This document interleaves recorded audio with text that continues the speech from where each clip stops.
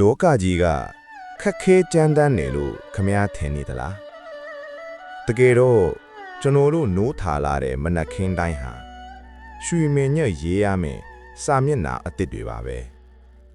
ဒါပေမဲ့လူတွေကအဲ့ဒီစာမျက်နှာပေါ်မှာမနေ့ကအညစ်အကြေးတွေကိုပြန်ကူးချနေကြတာခမည်းသတိထားမိရဲ့လားကျွန်တော်ပြောပြမယ်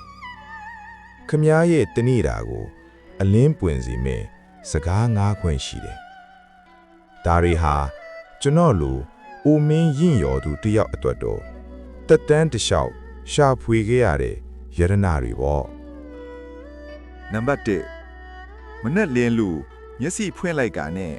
ဖုံးကိုအပြေးလွာမကြိုက်ပါအောင်နော်ခမရင်မတ်ထဲကတိုးတိတ်တဲ့အသက်ရှူသန်းကိုအရင်နားထောင်ကြည့်ဒီနေ့တက်လီအတွက်ကျေးဇူးတင်ပါလေလို့ကိုတိုးတိုးလေးပြောလိုက်စမ်းပါမြတ်စွာဘုရားကဟောခဲ့ဘူးလေတနေ့တာမှာအများကြီးမတင်ယူလိုက်ရရင်တောင်အနည်းငယ်တော့တင်ယူခွင့်ရခဲ့ပြီမို့ကျေးဇူးတင်ထိုက်တယ်တဲ့ခမည်းမှာအသက်ရှိနေသေးတယ်ခန္ဓာကိုယ်ရှိနေသေးတယ်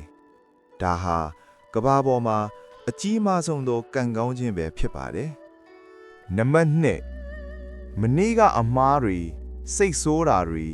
နောင်တတွေကိုအဲ့ရာတွေကနေထမ်းပြီးမထလာပါနဲ့ကျွန်တော်တို့ဗုဒ္ဓဘာသာမှာအစွဲလန်းဟာဆင်းရဲခြင်းရဲ့အစလို့ဆိုတယ်မဟုတ်လားခမည်းအသက်ကိုခက်ပြင်းပြင်းရှူထုတ်လိုက်စမ်းပါ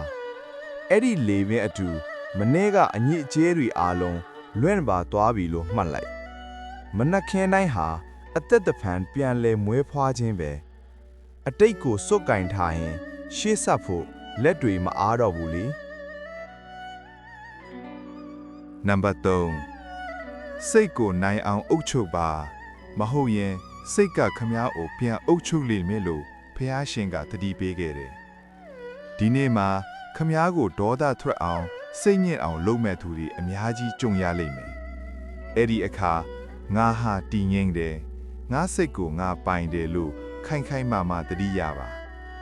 အပြင်ကလေမုန်တိုင်းတွေဘလောက်တိုက်ခမားရဲ့အတွင်းစိတ်စီမီအိမ်လေးမငိမ့်ပါစေနဲ့နံပါတ်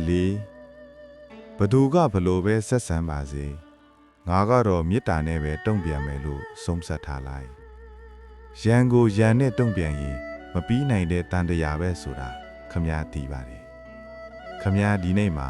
တဦးတယောက်အပေါ်သေးငယ်တဲ့ကောင်းမှုလေးတစ်ခုလုပ်ပေးဖို့ကြိုတင်တွေးထားကြည့်ပါအဲ့ဒီစေတနာဟာခမားရဲ့တနေ့တာလုံးကိုမွေးပြန်နေစေလိမ့်မယ်နံပါတ်5လောကမှာဘာမှထာဝရမရှိဘူးဆိုတာခမားသိတယ်မဟုတ်လား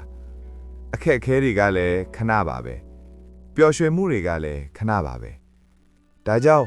အရာအလုံးဟာခဏတာမှု